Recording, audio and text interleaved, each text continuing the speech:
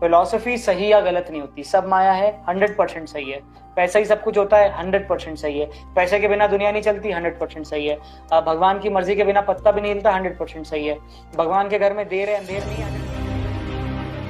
मैं हमेशा बोलता हूँ, मेरी सारी फिलॉसफी का कोर क्या है? ये मेरी फिलॉसफी है, ठीक है? ये इतनी पूरी मेरी फिलॉसफी है कि एकदम जो सेंटर पॉइंट है ये क्या है मेरा?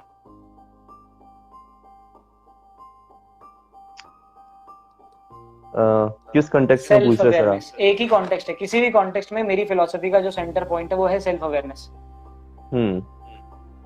समझ रहे हो? सेल्फ अवेयरनेस के बिना दुनिया में कोई फिलॉसफी एग्जिस्ट नहीं करती। दुनिया में हर फिलॉसफी हर किसी के लिए सही नहीं है, पर दुनिया में कोई एक फिलॉसफी हर व्यक्ति के लिए सही है।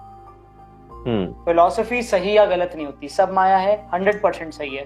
पैसा ही सब कुछ होता है, 100% सही है। पैसे के बिना दुनिया नहीं चलती, 100% सही है। भगवान की मर्जी के बिना पत्ता भी नहीं हिलता, 100% सही है। भगवान के घर में देर है अंधेर नहीं है, 100% सही है। हर फिलॉसफी एक कॉन्टेक्स्ट के लिए 100% सही है, और कोई भी फिलॉसफी हर कॉन्टेक्स्ट के लिए 100% सही नहीं है। दुनिया की कोई भी फिलॉसफी 100% गलत नहीं होती।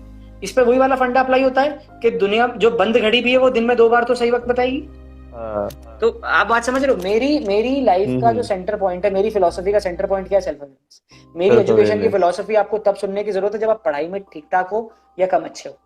अगर आप पढ़ाई में बहुत अच्छे हो तो मेरी फिलॉसफी आपके लिए नहीं है। Self awareness. आप एजुकेशन सिस्टम का 100% यूटिलाइज कर सकते हो, आप IAS IPS ऑफिसर बन सकते हो, मेरी फिलॉसफी मत सुनो। आपको बहुत अच्छे टीचर्स मिले आपकी लाइफ में, आपकी लाइफ सेट है, मेरी फिलॉसफी मत सुनो। आपको दुनिया के सबसे अच्छे अंडरस्टैंडिंग वाले पेरेंट्स मिले, मेरी बात मत सुनो। मेरी फिलॉसफी तुम तब सुनो जब तुम सेल्फ अवेयर हो।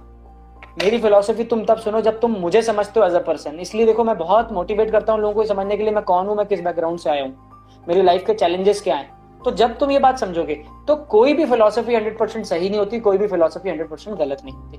गौतम बुद्ध राजा के बेटे थे, उनके लिए चीजें छोड़ देना आसान था क्योंकि उनके पीछे लायबिलिटीज नहीं थी, उनके पीछे रिस्पॉन्सिबिलिटीज नहीं थी। वो भिखारी की औलाद नहीं थे, उनके ऊपर 10 लाख का कर्जा नहीं था, उनकी मम्मी बूढ़ी नहीं थी, उनकी मम्मी को खाने पीने के वांदे नहीं थे।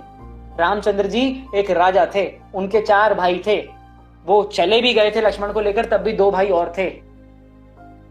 समझ रहे हो? तो आपको समझना पड़ेगा इकोसिस्टम। आपको समझना पड़ेगा दशरथ की 3 पत्नियां थी, एक पत्नी ने बुरा माना तो 2 पत्नियां और थी। आप देखो, जब शत्रुघ्न वापस आया था, जब भरत वापस आए थे तो चाटा मारा था अपनी माँ को गलत करने के लिए। तो आपको बहुत सारी बातें समझनी पड़ेंगी भाई। क्वेश्चन मार्क नहीं, आपको क्वेश्चन मार्क उठाने, आपको इंसल्ट नहीं करनी है, आपको हेट नहीं करना है, आपको क्रिटिसाइज नहीं करना है, आपको क्वेश्चन करना है। मैं जब किसी रिलीजन के ऊपर सवाल उठाता हूं तो कहीं पे भी इंटेंशन नीचा दिखाना नहीं होता, इंटेंशन सवाल पूछने होते हैं, इंटेंशन सच्चाई सामने लाना होती है। इंटेंशन डिमीन करना या किसी को हेट करना या क्रिटिक, मैं ये नहीं बोलता मैं इन सब में नहीं मानता, ये सब नीच चीजें, ये सब बेकार चीजें, मेरे ये सेंटेंसेस नहीं आते मेरे मुंह से।